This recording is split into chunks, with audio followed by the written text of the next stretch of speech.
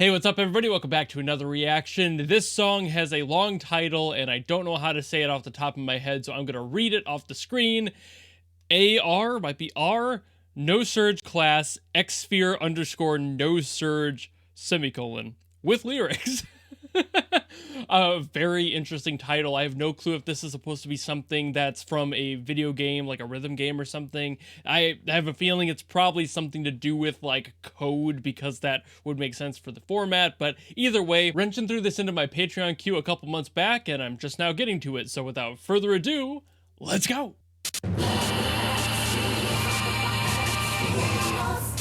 Okay.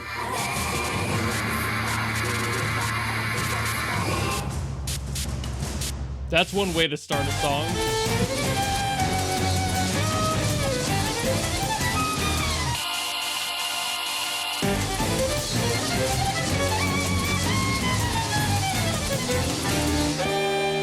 Wow, it's an odd time signature. I can't even begin to figure that one.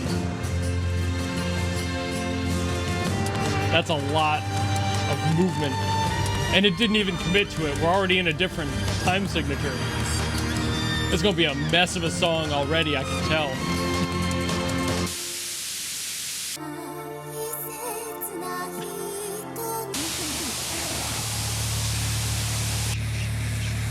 Yep, I was right.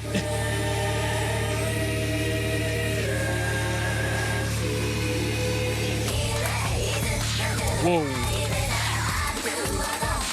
Okay. A very angry god.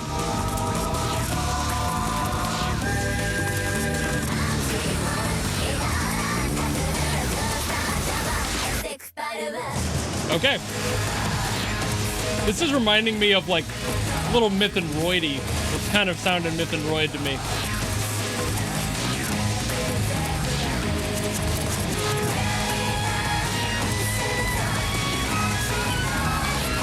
Actually, you know what? The tone of it?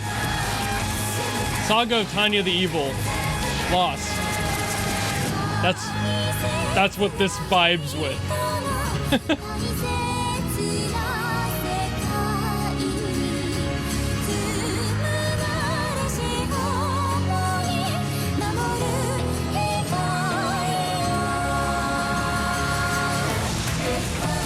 Okay, a little bit of a double personality going on, like an angry god and its like nicer counterpart. One of them's going crazy, the other is trying to be like, no, I can save you, you can help yourselves even.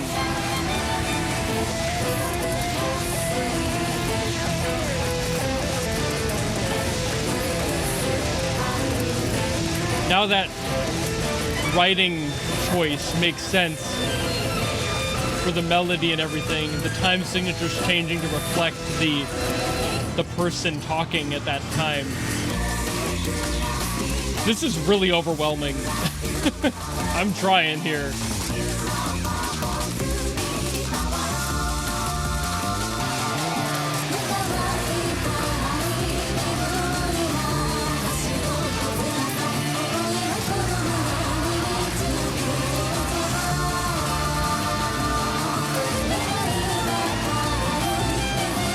I feel like I'm just gonna end up sitting here staring at the screen most of the time.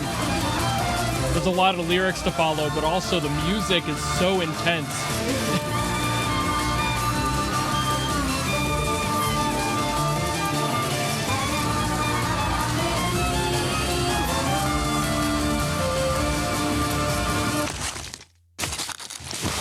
Okay.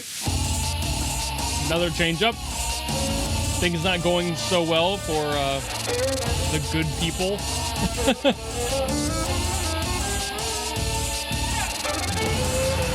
Lots of dissonance in this, obviously. If there's an evil sound to go for, it's this sort of crunchy, dissonant tone.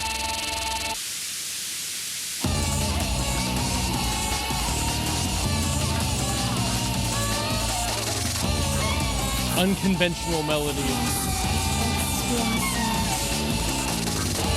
They said the thing.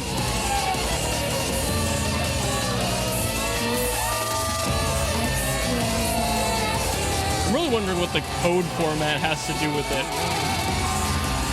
I don't think I'll get that answer, but maybe it's just there to sound cool. Or maybe they're in a simulation of some sort.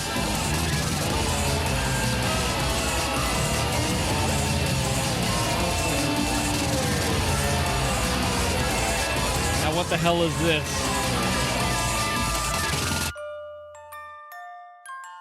Oh. A little music box action. This has been a roller coaster so far. And we're not done yet. Couldn't have timed that better.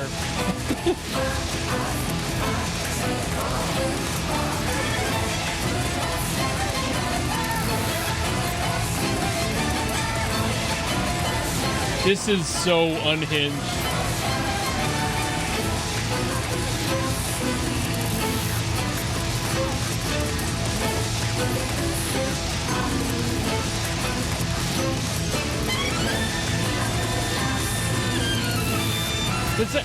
There's like this really sharp, I can't tell if it's a percussive sound or a synth that's in there. And it's cool, but also like kind of jarring.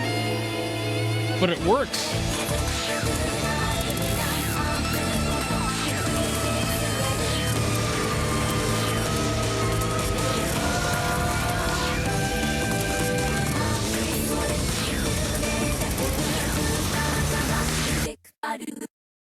Okay.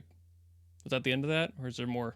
That's it. Okay, I did not feel like I was sitting there for 6.5 minutes at all. That did very well at like pacing itself through the story, if anything else. So I was yapping pretty well during that, despite everything I was saying about how I might not be talking too much. I ended up saying more than I thought about my general opinion, so this is probably going to be pretty short, but I think I was pretty accurate guessing what I did during the song. I feel like that programming language thing, that whole concept there, is probably directly tied in with the story. It's probably some degree of like a fantasy programming code language. Maybe the character that's performing the song and singing in it is like within a database of some sort, kind of like Mother Brain-esque in a way, and they're having like an active fight over the moral code that they know and what they actually want to do. I'm assuming this is a game, so I'm not sure if you as a player have an influence on what that perspective is and how they respond to that choice and those choices therein.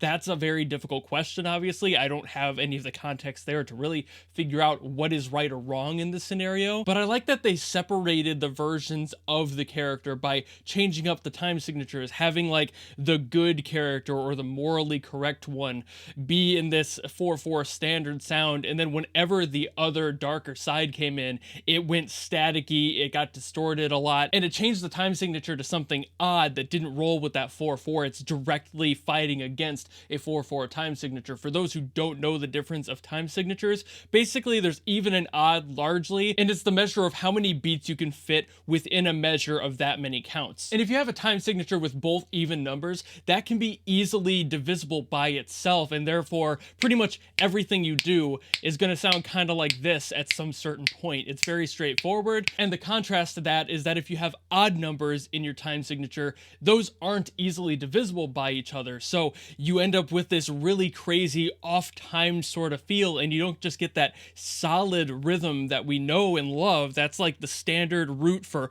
pretty much all modern pop songs, for example. Very rarely do they step out of that standard 4/4, but when you get to odd time signatures, think of like freeform jazz, that stuff that kind of makes you go, whoa, what the hell? This song has a lot of that. But basically for a layman, it makes it very difficult to understand what's happening. It makes it harder to process, and therefore makes you as the listener kind of feel like you're going a little crazy, because you could have swore that it would have ended here, or that that beat should have done this, but it didn't do that. It throws you off. So having that be the representation of the character that's presumably doing the same thing and trying to get the other character to be thrown off, or it's just that their opinion is thrown off of the other one that we know is morally correct, that's kind of what the vibe is. They want you to make sure that you understand that tonally, this character is a little bit crazy, a little bit crooked, not doing things in the conventional way, and the other one is a little bit more straightforward and honest with itself, but at the same time, maybe a little bit too basic for certain things to be getting done correctly.